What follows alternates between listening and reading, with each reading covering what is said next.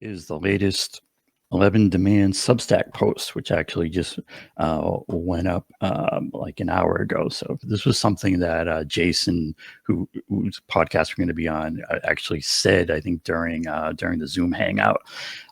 He said that he likes Sabby's show because it doesn't put all this focus on left versus right fighting. It talks about up versus down. So here we go. 11 Demands. Forget left versus right. It's up versus down. And we got, the D's and the R's here in the media. There's a fight happening in America, but it's not the one the corporate media would have you believe it is. They want you to think it's about red versus blue and Democrats versus Republicans. Why? Because it masks what's really going on. The real fight is about up versus down, as in the top 0.1% versus the 99%. They spend vast sums of money on narrative management because they know there are so many more of us than them, and they have to keep us at each other's throats, or else we'll see what's really going on and look up. They run it like a puppet show theater, keeping the audience entranced while pickpockets rob them blind. Anytime someone notices, they yell, "Did you see what that puppet did?" Right? It's like, did you see what that Democrat did? And the other on Fox News, and then on the CNN, they'll say, "Did you see what that Republican did?"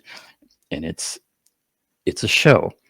It's a game to keep us, the 99%, lurching from crisis to scandal to crisis, to prevent us from seeing what we have in common, that all of us are non-billionaires.